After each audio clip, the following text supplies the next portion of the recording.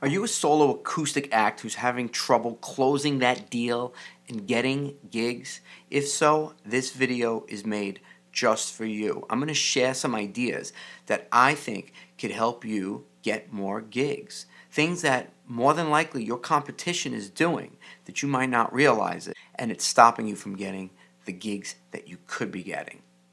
I'm Frank Persico, and I'm a solo acoustic guitar player. I play over 100 gigs a year. It's my primary source of income, and I've been doing it a long time, and I've learned a lot of lessons along the way. I'm going to try to share some of that insight with you to help you get more gigs.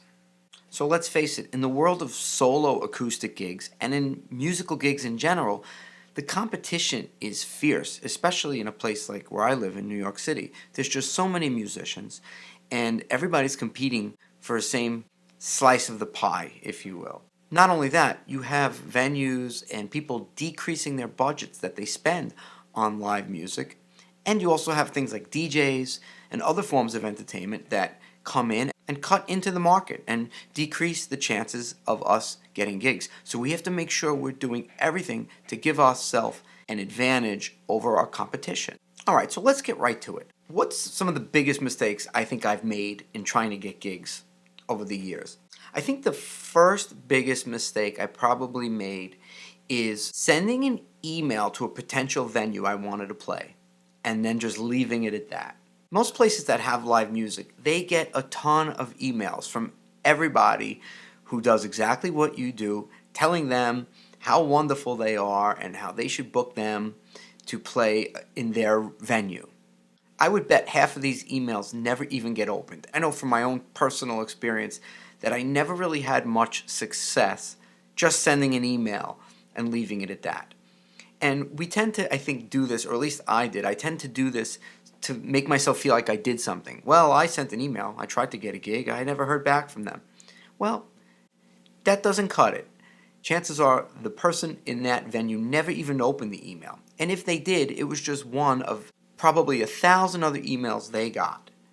So even if you put links in the email to your performances and whatnot, it's just not enough. So what could you do? Well, for one, call the venue.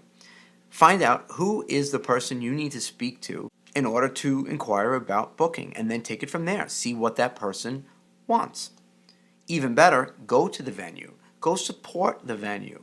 If it's a restaurant, go sit down and have a meal. Speak to the staff and find out who it is that's in charge of booking the events and get to meet that person. And when you do go to that venue, have business cards, have some promotional material with you that you can leave with them. Something hopefully that contains links to your online social media presence, to videos of you performing so that they can see and hear what you do. This tells them that you're more than just talk, and it'll help them remember you after you leave, because these are busy people. They have a lot to do.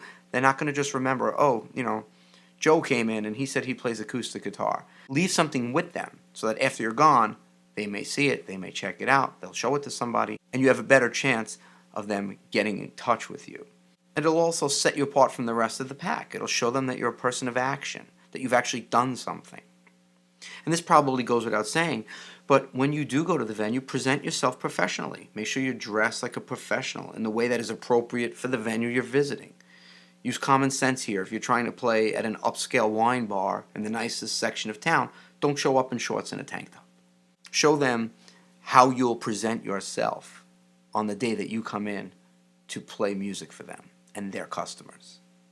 And do this for 3, 4, 5 different venues. Don't put all your eggs in one basket.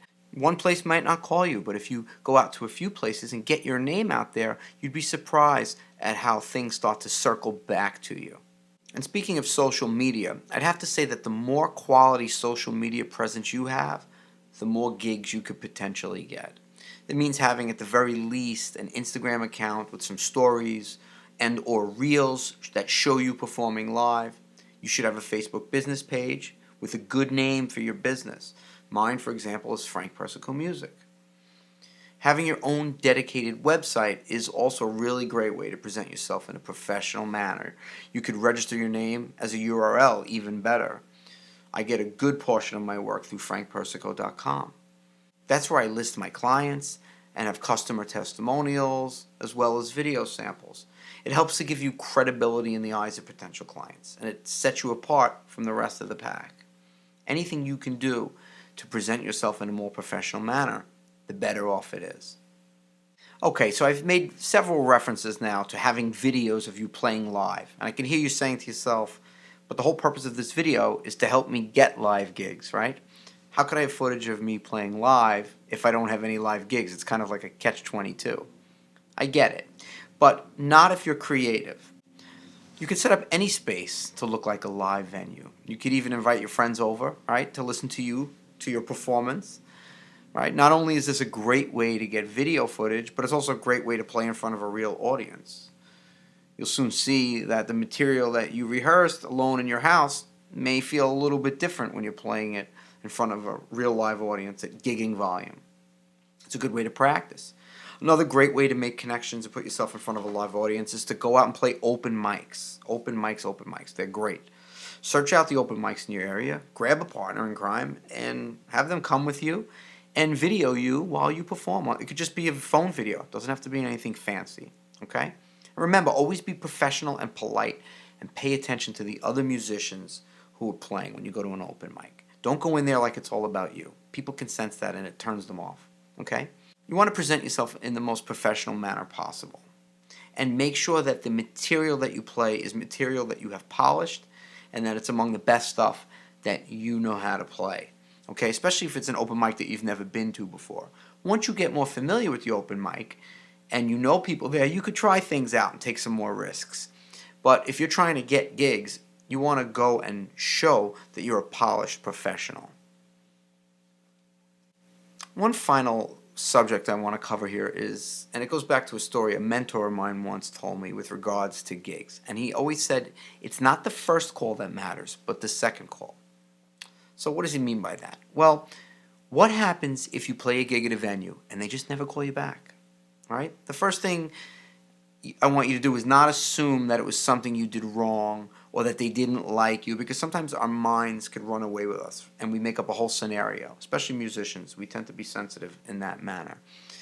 But it's a good chance the person who booked you has just been busy, or maybe they're on vacation. Who knows what's going on in their schedule, right? This would be a good time to go back to the venue and visit and just say hello. Oftentimes, the person that's in charge of the booking will say something like, oh, hey, I've been meaning to call you, right? And just like that, you're back in the mix and you're being booked again, okay? Don't take it personally. If you're not in the rotation of a place regularly, this can happen. If you're still a newcomer to the place, you're not in their mind yet, even though you played there. You might have played there and killed it, right? But maybe the person who books you wasn't there. They didn't hear it, or they just forgot about it, okay?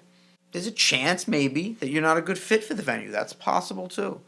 And maybe you made some simple mistakes that could have been avoided. But that first gig is just like a test gig. It's the second gig that matters, that callback that matters, whether they call you back on their own or whether you have to follow up and get the call back. Always remember that. But what if they don't want you back? What if you made some mistakes or it's just not a good fit? What are some things you can do to deal with that? In the near future, I'm going to make some other videos that will talk about this subject. Please like and subscribe if you like this content, and I'll see you in the next video.